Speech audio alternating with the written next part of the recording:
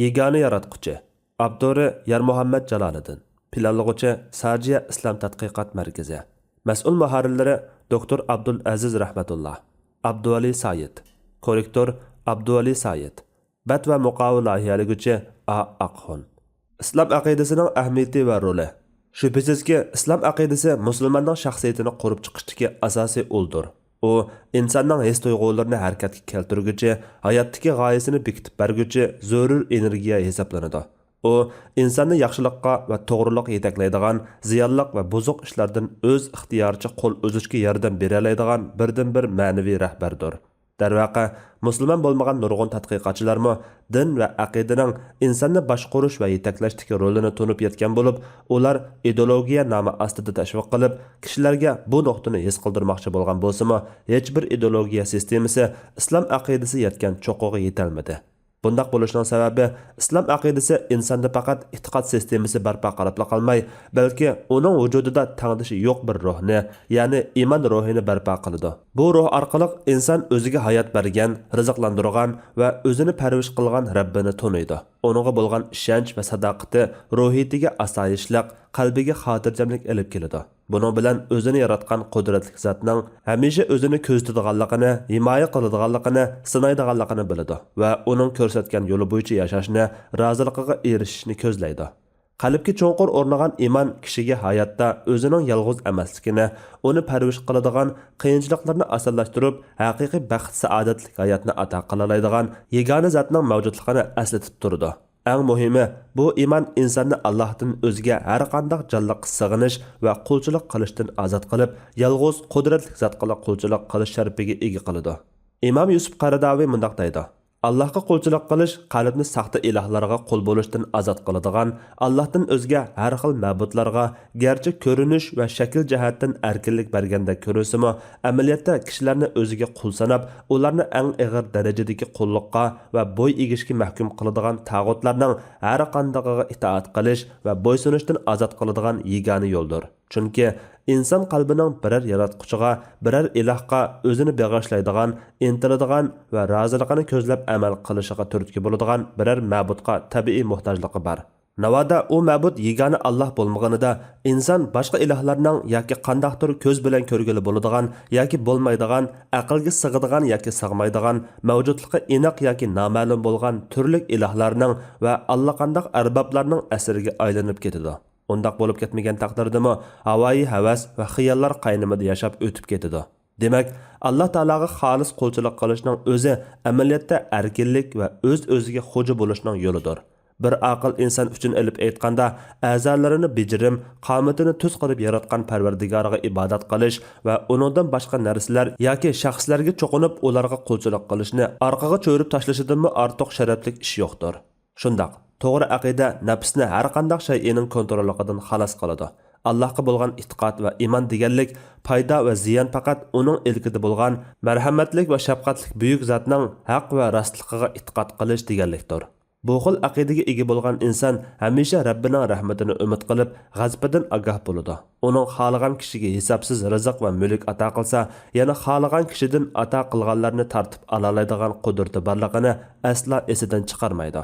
Mana mushundaq qudratga ega zotga bandachilik va qulchilik ko'rsatgan kishi albatta har qanday yaralmish mavjudlikning qo'l ilki ostida bo'lishdan o'zini tortadi. O'zining hur insonligining haqiqatini tatib yashaydi-da, Allohdan o'zga har qanday shayga yelinish va iltijo qilish, ulug'lash va sig'inishdan jismiy va ruhini ozod qilib, bandalik qilishga tegishli zotga sig'inadi va uningga qulchilik ko'rsatadi. Islom aqidasi insonga bag'ishlaydigan bu xil oliyjanob ruh, uning erkinlik dini deb ta'riflanishidagi haqiqatni gavdalantiruvchi xoslik bo'lib, islom dini bu nuqtada o'zining ana shunday ta'riflanishga munosib birdan ekanligini namoyon qilgandir. Islom aqidasining musulmon shaxsga ko'rsatadigan ta'siri yuqoridagi ifodalanib qolmasdan, u yana sog'lom jamiyat qurib chiqishdimi muhim ahamiyatlarga ega. Chunki shaxsni isloh qila olgan bir aqidaning jamiyatni isloh qila olmasligi mumkin emas. Shaxsning isloh bo'lishi jamiyatning isloh bo'lishini, shaxsning buzilishi jamiyatning buzilishini keltirib chiqarganidek, islom aqidasi shaxsni yuqoridek isloh qilgan ekan, jamiyatni isloh qilishga yaraydiganligida albatta shak yo'qdir. Islom aqidasining jamiyatga qarata ko'rsatadigan gavdalik ijobiy ta'sirlardan biri tavhid aqidasiga ega musulmon jamiyat qurib chiqishdir.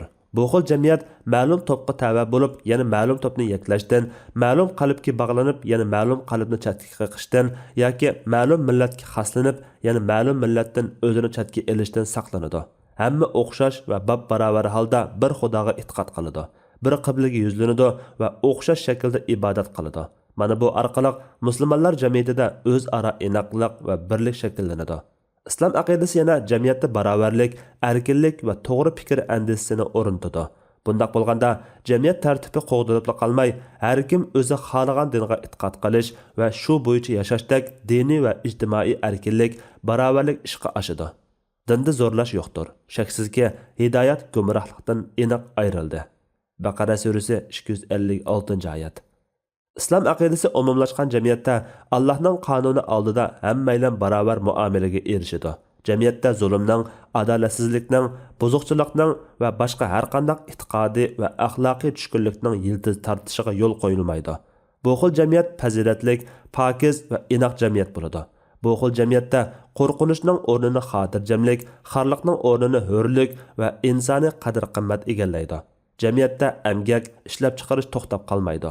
Xuddi bu aqidani insonlarga yetkazgan zot aytganidek, ko'pchilikning ingida Alloh taolo aranglarda ishni puxta qilganlarni yaxshi ko'radi degan sado yangrab turdi.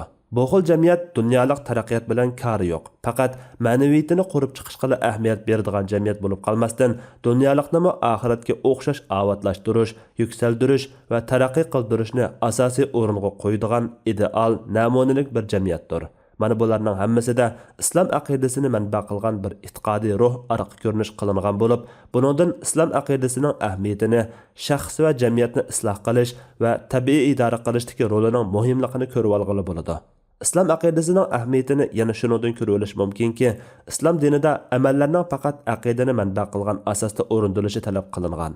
İslamda to'g'ri e'tiqod ustiga qurilmagan, iymon va aqidasiz maydonga kelgan har qanday amal yoki ish harakat insoniyatga tag'dak manfaatli bo'lib kelsimi qimmatsiz deb qaraladi. Amal egisi Alloh tarafidan hech qanday ajr va savobga erisha olmaydi. Alloh taolo mundaq deydi: Kafir bo'lganlarning yaxshi amal deb o'ylagan amallari bayovandagi sarabga o'xshaydi. Tashna odam uni suv deb gumon qiladi. Uning yoniga kelsa hech narsa ko'rinmaydi. Ya'ni suvni ko'rmaydi. U Allohning o'z amalining yanida ko'zitib turg'uchi ekanligini bayqaydi. Alloh uning qilmishiga tegishli jazo beradi. Alloh tez hisob olg'uchidir. Nur surasi 93-oyat. Yana bir oyatda Alloh mundaq deydi: Parvardigorini inkor qilganlarning qilgan amallari bo'ronliq kunda shamol uchirib ketgan bir do'vi kulga o'xshaydi. Kafirlar qilgan yaxshi amallar uchun azroqmi savobga erisha olmaydi. Bu cho'nqur ezishdir. İbrahim surasi 18-oyat. Ko'rilishga bo'ladiki, imonsiz va dinsiz kishi qanchalik yaxshi ishlarni qilmasin, Allohning nazarida baribir uning e'tibori va qimmati yo'qdir. Bu deganlik u qilganlarning ajridan butunlay mahrum qoladi deganlik bo'lmasdan, balki oxiratdagi mangulik ajr va mukofotdan mahrum qoladi. Qilganlarning ajr va mukofotini mushu dunyoning o'zida elish bilan kifoyalandi deganlikdir. Alloh taolo mundaq deydi: Kimki oxiratning savobini ko'zlasa, uning savobini ziyoda beramiz. Kimki dunyoning manfaatini ko'zlasa, uning tilagan manfaatining ba'zisini beramiz. Uningga oxiratda savobdan hech nasibi yo'q. Shura surasi 20-oyat. Va yana ayollardan mu'minlik holatida turib, yaxshi ishlarni qilganlar jannatga daxil bo'ladi. Ularga qilchi o'val qilinmaydi. Nisa surasi 124-oyat. Anas ibn Malik radhiyallohu anhu rivoyat qilgan hadisda Payg'ambar alayhisalom mundaq deydi: Haqiqatan Alloh taolo qilgan yaxshiligi uchun mu'minga zulm qilmaydi.